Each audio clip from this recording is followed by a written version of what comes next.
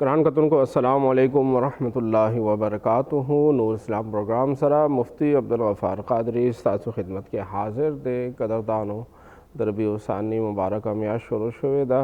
कदरदानो पदग़ म्याश के दौलिया किरामो प मुनासबत सरा महफिल मुनक़िद कीगी द हकीकी औलिया किराम तालीमात आगा आवाम तो रसूली कीगी पदग़ मुनासबत सरा सासु प खिदमत के प्रोग्राम रोड़े दे द हकीकी औलिया किराम प बारा के कदरदान मूंग औलिया किराम संग पेजनू कुरान और हदीस की दगी सनख बयान शवी दी दगी तालीमात सवी दगी कार सवी दगी पेजंदल तरीका सदा कदरदान पद मौजूबान बस्तास खिदमत के प्रोग्राम पेश कूदा स्तास प्रोग्राम दे स्तास प्रोग्राम पस्तास रातक बैन खिस्ता की तासो मुंग सर पर लाइव कॉल बांधे रबता कोलश पर 091 25 84 544 बांधे व्हाट्सअप पर ला रहा हम तासमूक तखपल पुख्तने सवाल जवाब पर व्हाट्सअप के पर वॉइस मैसेज बांधे पर टेक्स्ट मैसेज बांधे राले के लिए व्हाट्सअप मेरा बताओ तस्वीर बांधे खारा कदरदानो प्रोग्राम के द नाज शरीफ खस्ता बरखा हमवी और नन द नाज शरीफ द पारा जबम प्रोग्राम त तशरीफ़ रोड दे मोहम्मद हाशिर कादरी साहब हाशिर कादरी से पखेर आने वही हाशिर कादरी से नंबर नाज शरीफ हम और वर्सरा बस्तास और लाइव कॉल वहम आखलू वर्सरा ब कदरदानों पखुल मौजू बाने बखबर हमको कदरदानों आकई करीम अलैहिस्सलाम कुम खैस्ता दिन मुंग तरोड़े दे पता है खैस्ता दिन की अल्लाह जल्ल शानुहु मुंग अतासता दखबल बुरगुजीदा शिकम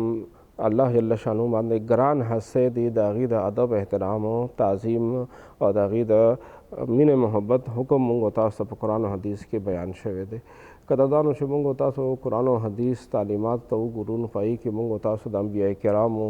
मुरसलिन निज़ामो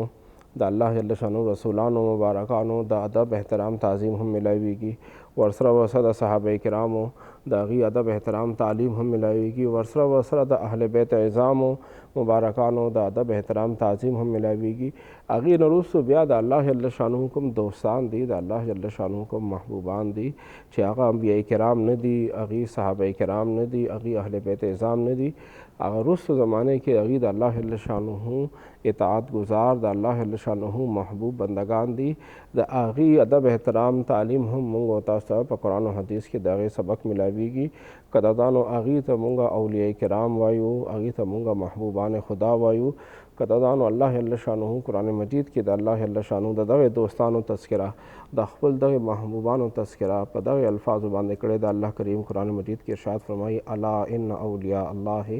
ला खौफुन अलैहिम वला हुम यहज़नून ख़बरदार से जमा बंदगानों द अल्लाह प दगे दोस्तान बांधे न ब यरवी और न बगी बांधे गम राशि न बगी गमजनशी और बे अल्लाह करीम दतक़ औलिया किराम न बयानी चिदा अल्लाह जल्ल शानुहु दा महबूबान दा अल्लाह जल्ल शानुहु दा दोस्तान दा सूखती अल्लाह करीम मख की आयत की बैर शाद फरमाई अल्लज़ीना आमनू व कानू यत्तक़ून दा हागा खलक थी चे अगी ईमान कबूल करो अगी इस्लाम रोड़ो ईमान रोड़ो अगी मोमिनान थी व कानू यत्तक़ून और अगी परहेज़गारी को उनकी दी अगी परहेज़गार दी अगी अल्लाह जल्ल शानुहु प इताअत बांधे द अल्लाह जल्ल शानुहु प कानून बांधे जुनते रोन की दे नो अल्लाह जल्ल शानुहु पता के आयत के दौलिया किरामो यो तारीफ़ उकड़लो चिन्ह बदी बांधे ये खौफ़ी और न बदी गमजनशी और द्वयम अल्लाह जल्ल शानुहु दगी न खौ खुदला चिदा यो खबर अवला खबर खुदा मोमिनान बवी और द्वयम खबर दा चिदी ब परहेज़गार अवी नो द अल्लाह जल्ल शानुहु कुम दोस्तान दी हकीकी औलिया किराम चिकम द अल्लाह बांधे ग्रान दी अल्लाह पाक त नज़दी दी द अगी द मारिफत अगी द पेजंदलो द अगी यो पहचान द अगी यो नख दादा चे अगी ब परहेज़गार अवी मोमिनान बवी और परहेज़गार बवी अगी बद नबी अलैहिस्सलाम बार प तालीमात बाने अमल को उनकी भी अगी ब कुरान हदीस बांधे ब अमल को उनकी भी नो कदादानो कचरे माशरा के दा से सुखारा शो चे आगा नुम हुजान बांधे ददगे द अल्लाह द दोस्तान व खे देखो अगे हकीकी आमाल चे दे अगर टिक नहीं दे अमल ख़राब दे नमू होता अल्लाह जल्ल शानुहु द खपल औलियाओ न खदा खोदरे दा ची दी बावल मोमिनान भी और ब्या बदी परहेज़गार अवी दी बद अल्लाह जल्ल शानुहु इताअत को उनकी भी द अल्लाह जल्ल शानुहु प अहकाम बांधे अमल को उनकी भी नज़र कदरदानों चे द अल्लाह वली हाग अवी चे अगा ब मुंज़ गुज़ार अवी अगा ब शरीयत बांधे अमल को उनकी भी द अगा द ज़ात न ब खल्क़ो त खैर रसी दा अल्लाह जल्ल शानुहु कुरान पाक के मुंग दागी न खौ खुदला योज़ल सहाबा किराम द आक़ी करीम अलैहिस्सलाम बार न तपोसो को चे या रसूलुल्लाह सल्लल्लाहु अलैहि वसल्लम मन औलियाउल्लाह اے د الله حبیبه صلی الله علیه وسلم دا اولیاء الله څوک دي، د الله دوستان، د الله محبوبان څوک دي؟ نو آقا کریم علیه الصلاة والسلام مبارک د اولیاء کرامو نښه دا وښودله چې الذین اذا رؤوا ذکر الله، دا د الله هغه محبوبان دي چې تاسو په هغې باندې نظر ولګي، تاسو هغې ووینئ، تاسو ته به رب در یاد شي، رب ذوالجلال به در یاد شي. دا د خبرې نښه ده چې دغه انسان د الله ولی دی، د الله محبوب دی، د الله دوست دی. نو که د دانو اولیاء کرام په هره زمانه کې را روان دي، د آقا کریم علیه الصلاة والسلام مبارک په امت کې په هره زمانه کې د الله دغه محبوبان موجود وي. دی په خپله شریعت باندې عمل کوي، دی په خپله د رب ذوالجلال عبادت کوي، او دی د الله نور بندگان هم د الله جل شانه عبادت طرف ته رابلي. هغوی په خپله هم مونځ ګزاره وي، په خپله هم شریعت باندې عمل کوي، هغوی په خپله هم حقوق العباد ادا کوي، او بل ته هم دا تعلیم ورکوي چې ته حقوق الله او حقوق العباد دواړه ادا کړه. هغوی په خپله هم د نبي علیه الصلاة والسلام په شریعت باندې عامل وي، شریعت باندې عمل کوونکي وي، او بل ته هم دغه تعلیم ورکوي چې ته شریعت باندې عمل وکړه. نو دغه اولیاء کرام په خپله ټول عمر د رب عبادت کوونکي وي، د رب ذوالجلال واحد لا شریک عبادت کوونکي وي، او دوی هم خلک رب ذوالجلال عبادت ته رابلي. که د دانو که چېرته یو ځمکه په مخ باندې یو مزار کې یو زیارت کې څوک خلاف شرع کار کوي، څوک هلته کې چرسونه څښي یا څوک هلته کې قبر ته سجدې لګوي، نو یاد ساتئ دا د اولیاء کرامو تعلیمات نه دي. اولیاء کرامو خو ټول عمر د الله جل شانه اطاعت حکم ورکړی دی، هغوی د اطاعت تعلیم ورکړی دی، اطاعت تبلیغ کړی دی چې د الله جل شانه اطاعت وکړئ، سجده صرف او صرف رب ذوالجلال ته ولګوئ. اولیاء کرام هو الله جل شانه اطاعت طرف ته، د الله جل وحدانیت طرف ته خلق رابللي دي. آقا کریم علیه الصلاة والسلام بعد دین تعلیم و تبلیغ کړی دی. دغه شانته چرس او پوډر او داسې کوم نشاور کارونه کیږي، نو دا دغه اولیاء کرامو تعلیمات نه خلاف دي. حقیقي اولیاء کرام هغوی ټول عمر چې دی رب ذوالجلال اطاعت طرف ته خلق رابللي دي، غلط کارونه خلق منې کړي دي، او دا کوم غلط کارونه کوي دا زموږ د ادارو زموږ د حکومت کار دی چې هغوی دغه غلط کارونه خلق منې کړي. اولیاء کرام خو په خپله ټول عمر د خلکو ته د نیکې هدایت کړی دی، نیک طرف ته خلق رابللي، دا د هغوی تعلیمات نه دي. حقیقي اولیاء کرام، صحیح اولیاء کرام هغوی په خپله هم شریعت باندې عمل کوي، په دین باندې عمل کوي، ښه کارونه کوي، او بل ته هم دې خبرې تعلیم ورکوي چې ته هم راشه دغه ښه کارونه وکړه. دا وجه ده قدردانو، دغه وجه ده چې سوونه کاله وشي دغه اولیاء کرام دنیا نه تلي، هغوی پرده شوي وي، خو بیا هم د خلکو په زړونو کې د هغوی مینه محبت وي. لکه قدردانو ربیع الثانی شریف کې پیران پیر محبوب سبحانی، قندیل نورانی، شهباز لامکانی، غوث سمدانی، حضور سیدنا شیخ عبدالقادر جیلانی، حسنی حسینی رضی الله تعالی عنہ مبارک ایثار ثواب دپاره محافل منعقد کیږي. د هغوی مبارک خو سوونو کاله شوي دي چې دنیا نه پرده شوې ده، خو نن هم د هغوی خلکو په زړونو کې ژوندی دی، ځکه چې هغوی مبارک په خپله زمانه کې ډېر زیات خلکو ته د الله جل شانه دین ورسولو، د الله جل شانه د دین تعلیم ورکړو، زړونو ته د اسلام ورکوز کړو، زرګونو خلک د هغوی مبارک په لاس باندې مسلمانان شوي. نو هغوی مبارک هغه فیض، هغوی مبارک خیر هغه خلکو ته رسېدو، هغوی مبارک به انسان سره مینه کوله، هغوی به دې طرف ته کتل چې دا زما د رب مخلوق دی، دا زما رب پیدا کړی مخلوق دی. هغوی به دې لحاظ سره د انسان سره مینه محبت کولو، او د انسان د ګټې دپاره به هغوی کوشش کولو. نو قدردانو نن هم د خلکو په زړونو کې د هغوی مینه محبت او ادب احترام هغه موجود دی. دغه اولیاء کرامو حقیقي تعلیم هغې باندې چې موږ نظر واچو قدردانو، نو زموږ په ژوند کې ډېر انقلاب راتلی شي، او ډېر خبرې موږ نه چې کوم زموږ کې غلطې راغلي دي هغه زموږ نه هغه ژوند کې اصلاح د هغې کیدی شي. قدردانو پیران پیر محبوب سبحانی حضرت سیدنا شیخ عبدالقادر جیلانی رحمت الله تعالی علیه ژوند باندې چې نظر واچو، هغوی په ماشومتوب کې خپل مور بیبي د تعلیم دپاره سبق دپاره هغوی بغداد شریف ته راولېږلو. دی اوسیدونکي د جیلان چې دا د ایران کې یو ښار دی، او بغداد شریف ته د تعلیم دپاره چې لیږلو، نو د دې والدې صاحبې د دې د کپړو کې ترخ کې د هغه زمانه کې دینار چې دی هغه ډېر قیمتي دولت او سرو زرو نه جوړ شوی پیسه وه، هغه قیمتي دینار چې دی هغه 40 دیناره د هغوی په ترخ کې هغه وګنډلو. دا د هغې زمانه ډېر لوی دولت و. چې کله پیران پیر صاحب قافلې سره روان و، لاره کې قافلو والو باندې غله پیښ شو، ډاکوان پیښ شو، هغوی شکر وکړله، هغوی د قافلې والو نه پیسې او قیمتي شیزونه اخیستل، نو پیران پیر صاحب دغه وخت کې ماشوم و چې کله مور بیبي کونه رخصتولو نو مور بیبي ورته تعلیم ورکړو دغې ته نصیحت کړو چې بچیه دروغ بنه وایه. نو دغې قافله کې چې کله غله یو غل رالو پیران پیر صاحب ته دی ماشوم و دې ته وایي چې ماشومه تا سره څه شته؟ نو دوی مبارک فرمایل چې او ما سره ترخ کې دا 40 دیناره دي. نو ډاکو حیران شو چې دا ماشوم چې دی دومره غټ دولت ما ته ښیي او کیدای شي دا به رښتیا نه وي، دا به د هسې ما سره خبره کړې، هسې به ما ته دا خبره کړې، حقیقت به نه. هغه لاړو بل رالو، آخر کې هغې خبره دغه خبره د هغې سردار ته ورسېده چې یو ماشوم دی هغه وایي چې ما سره 40 دیناره دي او ډاکوان نه خلک خپل مال پټوي او دغه ماشوم چې دی هغه خپل مال او دولت هغه راښکاره کوي. نو ډاکوانو سردار رالو او هغه پخپله د پیران پیر صاحب کوم ځای ښودلو چې دلته کې راته مور ګنډلي دي چې هغه وکتل نو واقعي هلته کې هغه قیمتي دولت موجود و. نو ډاکوانو سردار پیران پیر صاحب نه تپوس وکړو چې ای ماشومه ډاکوان نه خلک خپل مال پټوي، ته مونږ ته ولې خپل دولت راښکاره کوې؟ نو پیران پیر صاحب مبارک ته جواب کې وفرمایل چې زه چې کله کور نه را روانېدمه ما ته خپل مور بیبي دا نصیحت کړو چې بچیه دروغ به نه وایه. نو د خپل مور بیبي هغه خبره نشم غورځولی. مور بیبي ما ته حکم کړو چې دروغ به نه وایې، رښتیا به وایې، نو ځکه ما تاسو ته رښتیا ووایې. نو ډاکوانو سردار باندې د پیران پیر صاحب د ماشومتوب د خبرې چې هغې مبارک د خپل مور اطاعت کولو، د خپل مور خبره منله، دا خبرې دومره اثر وکړو چې هغې ډاکوانو سردار جړا شروع کړله چې دې ماشوم ته وګوره دې د خپل مور خبره نه غورځوي او مونږ ته وګوره مونږ د خپل رب هغه حکم غورځولی، د رب حکم کوي چې غلا مه کوئ، مونږ لګیا یو غلا کوو. نو هغه سردار د پیران پیر صاحب په لاس باندې د غلا نه توبه وباسله او خپل ماتحت کسانو ته وویل ستاسو خوښه ده زه خو دغه غلا دا کار پرېږدم، توبه وباسم، ستاسو خوښه ده، تاسو څه کوئ؟ نو ټولو کسانو غلو ورته وویل چې په غلا کې هم ته زموږ مشر وې، اوس چې کله توبه وباسې اوس به هم موږ تا خپل مشر منو. هغه ټولو خلکو د پیران پیر صاحب په لاس باندې توبه وباسله او ټول عمر دپاره دا غلط کار پرېښودو. نو که د نو د اولیاء کرامو تعلیمات ته چې موږ وګورو نو هغه ټول د شریعت مطابق وي، د هغې ژوند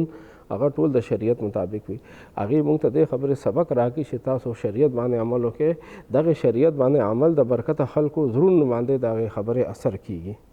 لکه یو لوی امام اعظم رحمت الله تعالی علیه چې هغه پخپله ولی و، امام اعظم ابو حنیفه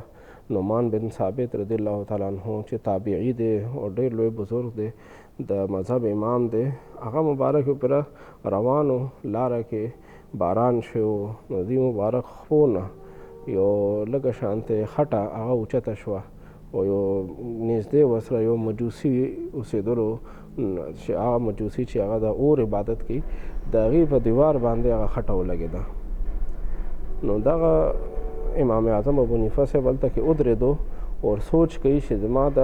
خپو د وجې نه، زما دغې پیزار د وجې نه د دغې مجوسي دغه کور چې دی دغه ګنده شو، د دې د دیوار ګنده شو. که اوس دغه شانتې پرېږدم نو ما باندې ګناه د پرتې کور د څښا کولو هغه ګناه راځي، او که صفا کوم نو دې خاورې سره به دغې خټې سره به نوره خاوره هم لرې کېږي، دا هم پردی کور ته نقصان دی. نو په دغې سوچ کې ولاړو چې دغه وخت کې هغه مجوسي کور نه بهر وکتلو چې د مسلمانانو یو امام یو بزرګ ولاړ دی. هغه بهر راووته تپوس کړي چې تاسو ولې ولاړ یې؟ نو امام اعظم صاحب مبارک ورته وفرمایل چې زما د خپو د خټې د وجې نه ستا دغه دیوار خراب شو، اوس سوچ کوم چې دا دیوار څنګه صفا کومه، که دا خټه لر کوم دیوار خرابېږي، که پرېږدمه دیوار ستا ګنده پاتې کېږي، زما غاړه د رب په نیز باندې بندېږي. نو هغه مجوسي ورته وفرمایل چې دیوار هغه ګند به وروسته صفا کې ما ته کلمه ووایه، زما د زړه دغه ګند لرې کې چې تاسو سره د بل انسان د دومره معمولي خبرې احساس دی، نو دغه دین چې دی هغه حق دین دی. د بل انسان د کور د دومره معمولي نقصان احساس هم کوئ، نو دغه دین چې دا حقیقي دین دی، دغه صحیح دین دی، په دې باندې چې دی هغه عمل کول پکار دی. نو هغه مجوسي د امام اعظم ابو حنیفه صاحب په لاس باندې مسلمان شو، اسلام ته داخل شو.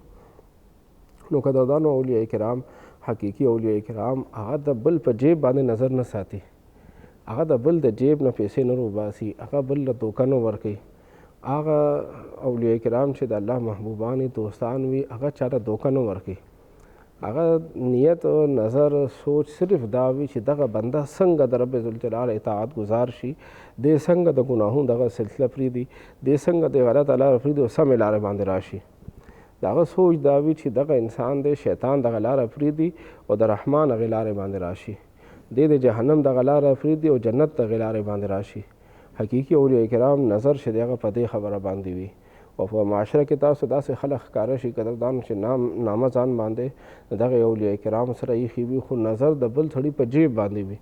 نو پوه شئ قدردانو چې دغه سړی د اولیاء کرامو په لباس کې دوکه‌باز دی. د لباس ظاهرا د دغه خلکو نیکانو پاک خلکو اچولی دی، خو نظر چې دی د بل سړي په جیب باندې دی. نو د دې مقصد چې دی هغه خلک لوټ کول دي، خلک منزل ته رسول نه دي. دې لارې کې خلک لوټ کوي. کم اولیاء کرام وي د هغې مقصود دا وي چې یو انسان د شیطان نه بچ شي، د الله جل شانه اطاعت کې راشي او دنیا په دغه امتحان کې کامیاب شي. اولیاء کرامو نظر دغه وي چې د دنیا په دغه امتحان کې موږ کامیاب شو، شیطان د چنګل نه، شیطان د سازشونو نه بچ شو او موږ دنیا نه ایمان ځان سره یوسو. نو دغه اولیاء کرامو نظر چې دی هغه د انسان په ایمان باندې وي، انسان په عمل باندې وي، د انسان په اصلاح باندې وي. او کوم خلک چې هغه د اولیاء کرامو په لباس کې شیطانی ډلې نه وي، ګمراهانو نه وي، غلطو خلکو نه وي، نو هغې نظر چې دی هغه سړي په جیب باندې وي. هغې سوچ دا وي چې څومره ډېر نه ډېر دې نه پیسې راوباسم، خپل مقصد پوره کړم، نو هغې نظر د هغې انسان په جیب باندې وي. نو ځکه قدردانو یاد ساتئ چې دا زمونږ کار دی چې مونږ دنیا کې معمولی شیز هم اخلو، وړوکې غونته کې شیز موبایل هم یو ځان له اخلو، نو د هغې پوره معلومات کوو، د هغې مونږ تصدیق کوو، د هغې مونږ ښه تفتیش کوو، خو مونږ تحقیق کوو. هغې نه وروسته بیا هغه موبایل اخلو. د 20,000 روپو، 30,000 روپو، 50,000 روپو موبایل لپاره مونږ دومره کوشش کوو. نو قدردانو چې بیا چې مونږ چا له د لاس نیوکو، چا په لاس کې لاس ورکو، چا سره مونږ خپل تعلق جوړو د روحانیت، چا سره مونږ تعلق جوړو چې د هغې په لاس باندې زما اصلاح وشي، زما باطن صفا شي او ما دنیا په دغه امتحان کې د کامیاب شوم، نو هغه انسان باندې هم نظر اچول پکار دی چې دغه انسان ماضي څنګه ده، دغه انسان حال څنګه دی، دغه انسان کردار څنګه دی، دغه انسان څنګه ژوند تېري، آیا دغه انسان د دې قابل دی چې زه دې سره خپل تعلق جوړ کړم. په پټه سترګه باندې قدردانو چا سره تعلق نه جوړول پکار. د اولیاء کرامو په نامه باندې ډېر خلک داسې ګرځي چې هغې خلکو ته نقصان رسي، د هغې مقصد صرف او صرف دنیاوي مفاد وي، دنیاوي مفاد دپاره هغې کوشش کوي، هغې مقصد چې دی هغه للهیت نه وي. نو قدردانو دا زمونږ کار دی چې مونږ به د حقیقي او د جعلي خلکو باندې ځان پوه کړو. هغې نه وروسته به بیا مونږ هغې خلکو سره تعلق جوړو او د هغې په باره کې ښه طریقه دا ده که تاسو روحاني تعلق چا سره جوړول غواړئ نو هغې دپاره استخاره وکړئ. استخاره د رب ذوالجلال سره مشوره ده چې آیا زه دغې بنده سره تعلق جوړول غواړم، روحاني تعلق، روحاني رشته، هغې سره زما تعلق جوړول ټیک دی او که نه دی ټیک، دغه کس د دې قابل دی چې زه ورسره تعلق جوړ کړم که جوړ نه کړم. نو قدردانو استخاره وکړئ. استخارې کې بیا انسان ته جواب میلو شي، نو انسان بیا په خپل ګټ او تاوان نه خبر شي، نو بیا انسان هغه شانته قدم اوچت کړي. نو قدردانو معاشره کې یاد ساتئ چې جعلي خلک هم شته، حقیقي خلک هم شته، ښه خلک هم شته، بد خلک هم شته. مونږ نن ګورو چې جعلي ډاکټران ملاویږي، جعلي لیبارټرۍ ملاویږي، جعلي چې دی هغه موږ تاسو ته په مختلف فیلډ کې خلک ملاویږي چې هغې ځان ظاهري طور باندې جوړ کړي هغه شانتي وي، خو هغې سره ډګري نه وي، هغې سره د هغې مطلوبه چې کوم قابلیت دی هغه ورسره نه وي، هغې کې مطلوبه صلاحیت نه وي، هغې د هغې فیلډ ماهرین نه وي. نو داسې خلک بیا قدردانو مونږ د صحت په معامله کې، دنیاوي ظاهري معاملاتو کې هغې نه ځان ساتو، نو ایمانی معاملات کې هم د هغې نه ځان ساتل پکار دی. ایمانی معاملات کې هم قتل پکار دی چې دغه کس چې دغه کار اهل دی که نه دی، دی د هغې کې کوالیفاید دی که نه دی، کوالیفیکیشن یې پوره دی او که نه دی، ایکسپرټ دی او که نه دی، دې ټولو خبرو ته قتل پکار دی. هغې نه وروسته بیا هغې سره تعلق جوړول پکار دی. حقیقي اولیاء کرام قدردانو هغې په هره زمانه کې موجود وي، نن زمانه کې هم شته، دې نه مخکې زمانه کې هم تیر شوي دي، هره زمانه کې به وي. دا د الله جل شانه محبوبان وي، دا الله پاک دې دپاره ساتلي وي چې مونږ او تاسو دین متین باندې عمل کول څه ناممکنه نه دي، چې د الله دغه محبوب، د الله دغه نیک بنده هغه 5 وخته مونځ کولی شي، روژې، حج، زکات، حقوق الله، حقوق العباد ادا کولی شي، نو زه هم ادا کولی شم. دغه الله بنده دغه کار کولی شي، دغه نیکۍ کولی شي، زه هم دا کار کولی شم. صرف همت کول پکار دی، کوشش کول پکار دی چې مونږ دغه اولیاء کرام نه مونږ خپل ځان موټیویټ کو، موټیویشن واخلو او مونږ هم د الله جل شانه اطاعت شروع کو. دی د باطنی طبیبان وي، دی روحاني طبیبان وي، دی د زړونو علاج کوي، دی د باطن علاج کوي. نو قدردانو څنګه ظاهري طبیبان، ډاکټران، حکیمان، ایلوپیتک، هومیوپیتک دا چې کوم معالجین دي دا د معاشرې ضرورت دي، دغه شانته باطني طبیبان دا هم د معاشرې ضرورت دي. دا هم الله جل شانه زمانه کې پیدا کړي وي، خو صرف خبره زموږ د تلاش ده، خبره کمی چې دی هغه زموږ د تحقیق دی. خبره دا ده چې موږ تاسو ورپسې لټون وکړو، موږ ورپسې وګرځو، معلومات وکړو. نو یاد ساتئ د هره زمانه کې الله جل شانه دغه نیک خلق موږ ستاسو د رهنمایۍ دپاره ساتلي وي. قدردانو خپل موضوع باندې به خبرې جاري ساتو، ستاسو لایف کول به هم واخلو، نعت شریف به هم اورو، خو وخت شوی دی وړوکي اونته کې دمې ته ورځو، دمې نه وروسته بیا میلاویږو.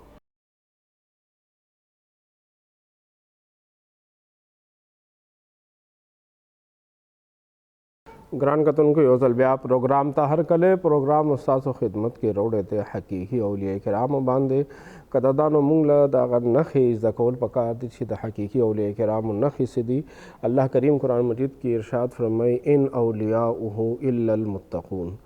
د الله چې کوم دغه دوستان دي، دغه محبوبان دي، دا پرهیزګاره وي، الله جل شانه نه یریدونکي وي، شریعت تابعداري کوونکي وي، دی د آقای کریم علیه الصلاۃ والسلام مبارک په سنتو باندې عمل کوونکي وي، د آقای کریم علیه الصلاۃ والسلام مبارک اخلاق باندې، د هغې مبارک په کردار باندې، د هغې مبارک په طریقو باندې عمل کوونکي وي. نو قدردانو کوم انسان کې تاسو ته خلاف شرع کارونه ښکاره شي، هغې مونځ نه کوي، هغې نور داسې کارونه چې کوم د نبي علیه الصلاۃ والسلام مبارک طریقه کار دی، شریعت پابندي ده، د هغې خیال نه ساتي، نو یاد ساتئ که ظاهرا تاسو ته هغه سړی په هوا باندې الوتونکي وي، هوا باندې هم روان وي، نو قدردانو په اوبو باندې ولې هم نی روانه، خو یاد ساتئ چې شریعت تابعدار نه وي، نو دغه شانته انسان ته موږ د الله ولی، د الله دوست نشو ویلی. د الله د ولی جوړېدو دپاره، د الله دوست جوړېدو دپاره الله جل شانه قرآن مجید کې په خپله نښه ښودلې ده چې الذین آمنوا وکانوا یتقون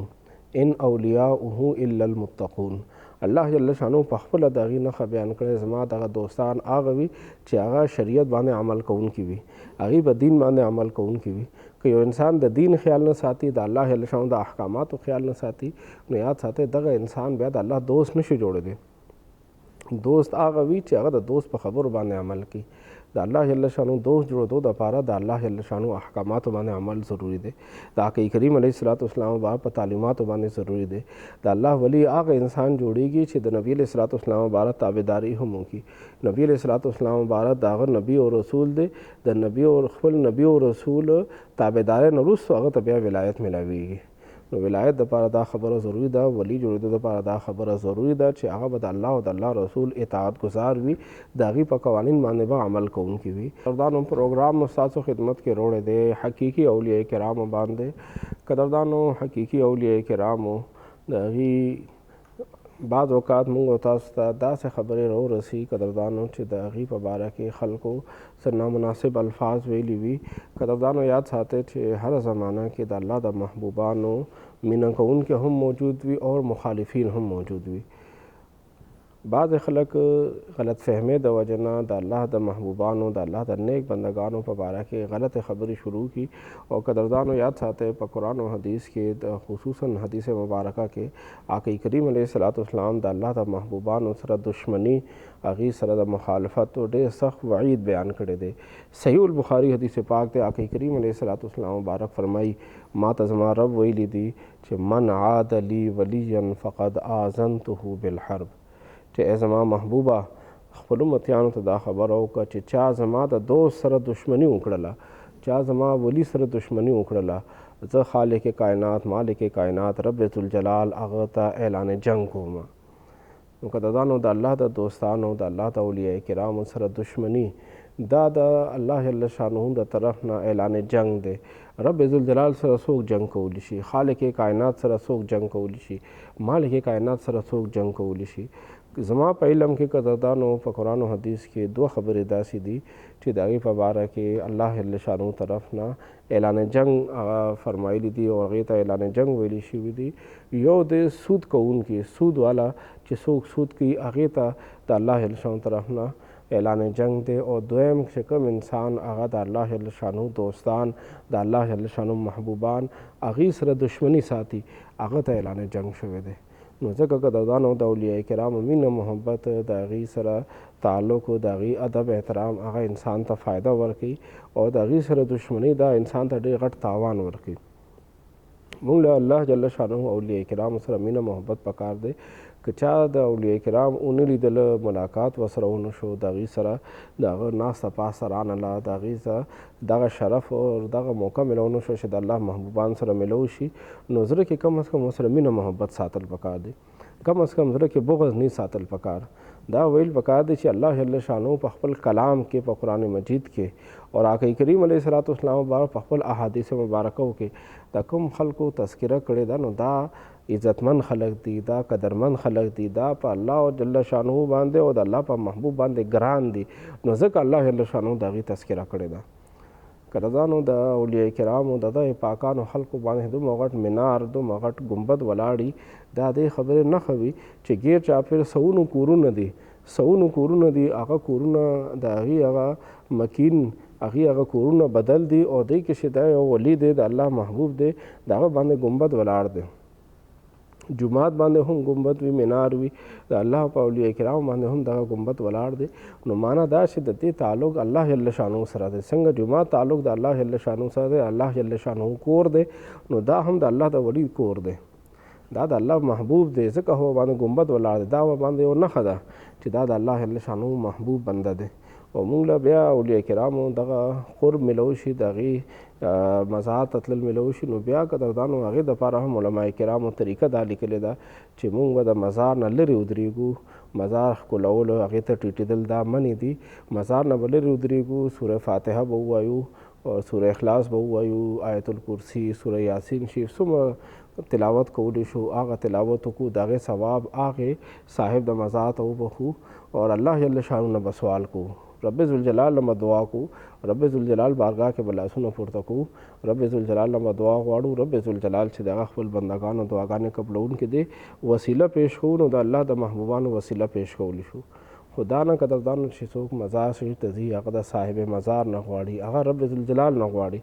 رب ته لاسونه پورته کړي، رب نه غواړي. نو خبره دا ده قدردانو چې موږ د دیني تعلیمات زده کول پکار دي، د نبي علیه الصلاۃ والسلام بعد تعلیمات زده کول پکار دي چې موږ ته نبي علیه الصلاۃ والسلام بعد څه تعلیم راکړی دی. د دغه اولیاء کرامو تذکره په قرآن مجید کې شته، د دغه اولیاء کرامو تذکره په احادیث مبارکو کې شته. په هره زمانه کې الله جل شانو د خپل بندګانو د هدایت دپاره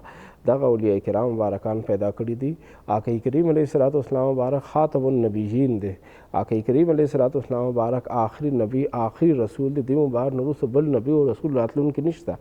د نبی علیه الصلاۃ والسلام مبارک نه وروسته د هدایت د الله جل شانو دین ته رابللو دغه منصب صحابه کرامو اهل بیت اعظام مبارکان ته وسپارل شو. هغې مبارکان نه وروسته بیا د هغې په لاره باندې تګ کوونکي، د هغې په نقش قدم باندې تګ کوونکي، د هغې چې کوم اولیاو، کوم هغې چې غلامانو، د هغې محبوبانو، هغې ته دغه کار سپارل شوی دی. او قرب قیامت پورې هره زمانه کې به د الله محبوبان دغه وي چې هغې به موږ تاسو عملي توګه باندې شریعت باندې عمل وښیي، موږ ته به وښیي چې شریعت باندې داسې عمل کیږي، شریعت باندې داسې عمل کیږي، او موږ بیا تاسو د هغې په طریقه باندې عمل وکړو، نو موږ تاسو بیا هدایت ته رسیږو.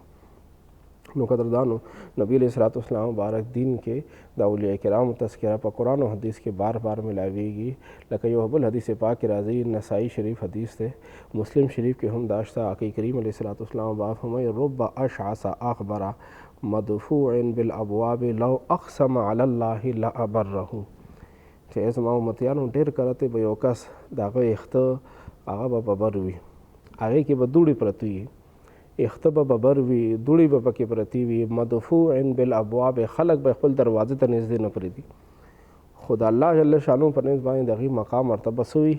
آقا کریم علیه الصلاۃ والسلام به فرمایي لو اقسم علی الله لابره، که د الله دغه محبوبان رب ذوالجلال باندې قسم وکړي چې دا کار به داسې کیږي، هغې قسم وکړي چې دا کار به داسې کیږي، نو الله پاک به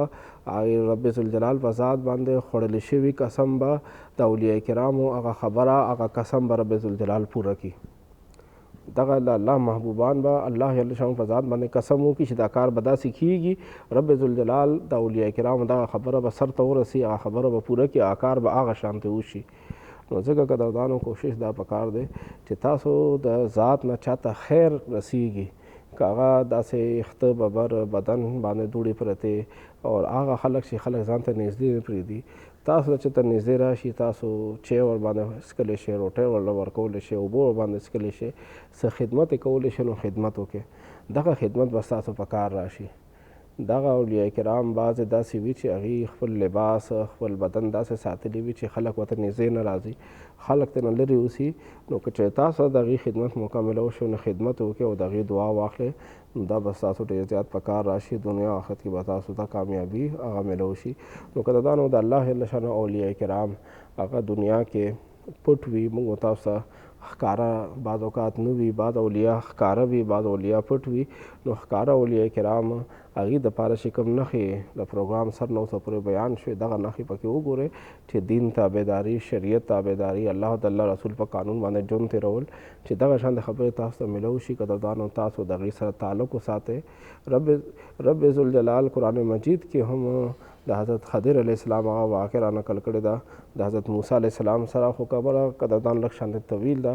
وخت شوی دی وړوکې اون ته کې دمې ته ورځو دمې نه وروسته بیا میلاویږو